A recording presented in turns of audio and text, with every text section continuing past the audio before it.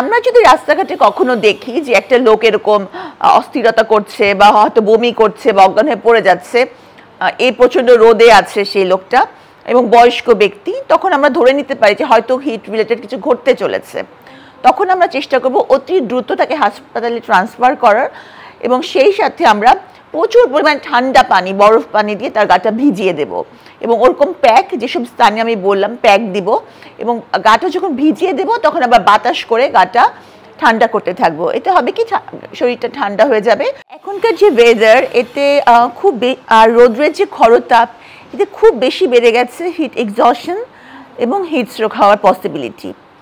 তো যারা সাধারণ মানুষ আছেন, যাদেরকে জীবিকার সন্ধানে বাইরে বের হতেই হয়, যেমন রিক্সা পুলার্স যারা আছেন, যারা কনস্ট্রাকশনের কাজ করেন, অথবা অনলাইন বিজনেসে যে মালামাল সাপ্লাই দেন বাইকে করে, তাদের ক্ষেত্রে কিন্তু এটা ইনএভিটেবল যে বের হতেই হচ্ছে। তো আমি সেক্ষেত্রে বলতে চাই যে হিট স্ট্রোক হওয়ার সম্ভাবনাটা কাদের বেশি। প্রথমে এটা বলি যে যাদের ইউজুয়ালি এজ হচ্ছে 55 ইয়ার্সের বেশি, অথবা যারা কোনো ক্রনিক ইলনেসে ভুগছেন। ক্রনিক ইলনেস মানে যে যেমন ধরেন হার্টের অসুখ দীর্ঘদিন ধরে ভুগছেন, অথবা কিডনি ডিজিজে ভুগছেন, তাদের ক্ষেত্রে কিন্তু এটার সম্ভাবনা বেশি।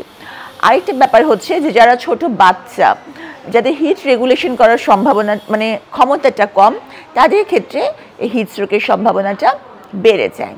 এখন যারা বয়স্ক ব্যক্তি, যাদেরকে প্রয়োজনে বের হতেই হবে, সবচেয়ে বেশি ভালো হয় নিতান্ত প্রয়োজন ছাড়া তারা যেন ঘরের বাইরে বের না হন। কিন্তু যদি বের হতে হয়, তাহলে বের হওয়ার আগে বডির হাইড্রেশনটা মেনটেন করার জন্য অন্তত 2-3 গ্লাস পানি তারা অবশ্যই পান করবেন। এবং থ্রু আউট দ্য ডে, এই সিজনে কিন্তু 3 থেকে 4 লিটার পানি পান করাটা ভালো বডি হাইড্রেশন মেনটেন করার জন্য, কারণ এই সময় প্রচুর ঘাম হয়। আচ্ছা, আর বের হওয়ার সময় সাথে অবশ্যই ছাতা, সানগ্লাস থাকলে সানগ্লাস এবং রাখতে হবে। খুব ভালো হয় যদি সানস্ক্রিন ইউজ করতে পারেন। আরেকটা ব্যাপার হচ্ছে 1 লিটার পরিমাণ একটি পানির বোতল সাথে রাখা এবং ছোট রুমাল বা ছোট টাওয়েল পাওয়া যায়, সেগুলো সাথে রাখা। তো এখন বাইরে, এগুলো হচ্ছে বাইরে বের হওয়ার আগে কি তাকে সাথে নিতে হবে। যদি যখন বাইরে বের হবেন তখন তার লক্ষণগুলো চিনতে হবে, যে একটু খারাপ লাগলে যাতে বুঝতে পারেন যে হিট স্ট্রোক হতে পারে বা মানে হিট রিলেটেড কোনো ডিজাস্টার ঘটতে চলেছে, তখন এই জন্য তার লক্ষণগুলো জানাটা আবশ্যক। হিট স্ট্রোক হওয়ার আগে কি হতে পারে? হিট স্ট্রোকে কিন্তু খুব বেশি ঘাম হয় না, মানে ঘাম হয়ই না, অথবা ঘামটা খুব কম হয়। তারপর দেখা যায় যে কোর বডি টেম্পারেচারটা 104 ডিগ্রি ফারেনহাইটের চেয়ে বেশি হয়ে যাচ্ছে। এজিটেশন হয়, মানে অস্থির লাগে। দেখা যাচ্ছে যে মাথা ঝিমঝিম করতে পারে, অথবা মাথা ব্যথাও করতে পারে, অথবা দেখা যায় মাসেল ক্র্যাম্প হতে পারে। শ্বাস প্রশ্বাস দ্রুততর হয়, পালসের ভলিউমটা কমে যায়, মানে আর হচ্ছে যে দেখা যায় যে রেটটা বেড়ে যাচ্ছে, মানে ধরপড় করছে এরকম লাগতে পারে। এবং এক্সট্রিমে এরকম একটা ফিলিংস হতে পারে যে মনে হচ্ছে যে উনি অজ্ঞান হয়ে যাচ্ছেন। যদি এর যে কোনো একটি অথবা একাধিক কোনো সিমটম উনি অনুভব করেন, ওনার যদি ওরকম লাগে, তাহলে অবশ্যই অতি দ্রুত একটা ছায়াযুক্ত স্থানে গিয়ে তাকে আশ্রয় নিতে হবে।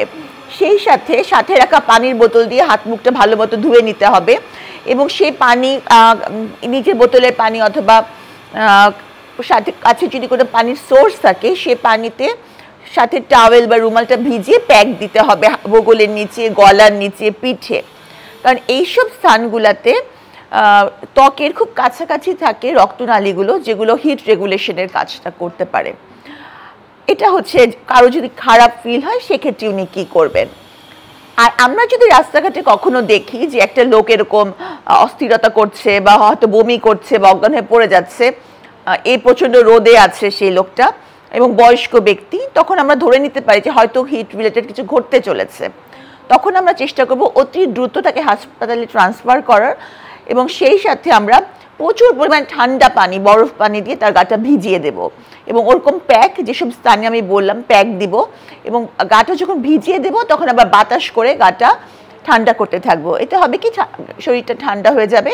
এবং হিট স্ট্রোক কিন্তু একটা ফ্যাটাল কন্ডিশন, মানে এতে অর্গান ড্যামেজ হয়, ব্রেন ড্যামেজ হয়, হিট স্ট্রোকে মৃত্যু হতে পারে। তো এই লক্ষণগুলো জানলে নিজের এবং মানে অন্য কোনো মানুষকে যদি রাস্তার মধ্যে দেখি আমরা এরকম, তাহলে কিন্তু আমরা তার একজন লাইফ সেভিং একটা ব্যাপার আমরা করতে পারবো। কি অনেকেই কিন্তু মানে প্রত্যেকটা মানুষের মনেই থাকে আরেকজন মানুষকে হেল্প করার, সবাই চায়, কিন্তু ঠিক কী পদ্ধতিতে করা হচ্ছে। যেমন তারা যদি দেখে আচ্ছা সাবরিনা এভাবে রিক্সা করে দিচ্ছে, ঠিক আছে তাহলে আমি তো এভাবে দিতে পারি, আমি হয়তো সিএনজিতে দিতে পারি অথবা আমি গাড়িতে করে দিতে পারি। মানে প্রত্যেকে ভাববে যাচ্ছে ঠিক আছে এভাবে এই জিনিসটা করা সম্ভব। আরেকটা ব্যাপার হচ্ছে যে যেহেতু মানে এখন মানে মোটামুটি আমাকে অনেকেই চেনেন, তো যারা পছন্দ করেন তারা ভাববেন যে ঠিক আছে সাবরিনা দিচ্ছে তাহলে আমরাও দিতে পারি। ধরেন আমি যদি দিনে 50 বোতল দিতে পারি, তাহলে ওনার সামর্থ্য অনুযায়ী উনি হয়তো 100 বোতল দিতে পারেন, অথবা তার সামর্থ্য অনুযায়ী উনি যদি 3-4 বোতলও দেন, তাহলেও কিন্তু 3-4 জন মানুষ একটু হলেও বেনিফিটেড হবে। এটা যারা আমাকে পছন্দ করেন তাদের ক্ষেত্রে বলছি। আর যারা আমাকে অপছন্দ করেন, খারাপ মানুষ মনে করেন, তারা ভাববেন যে সাবরিনা একটা খারাপ মানুষ হয়েও যখন মানুষকে পানি খাওয়াচ্ছে, তাহলে আমি তো একটা অনেক ভালো মানুষ, তাহলে আমি আরও বেশি দেব। তো দুদিক দিয়েই কিন্তু একটা ভালো কিছু হচ্ছে। তো আমার মনে হয় যে এরকম মানে প্রত্যেকেরই কিছু না কিছু করা উচিত।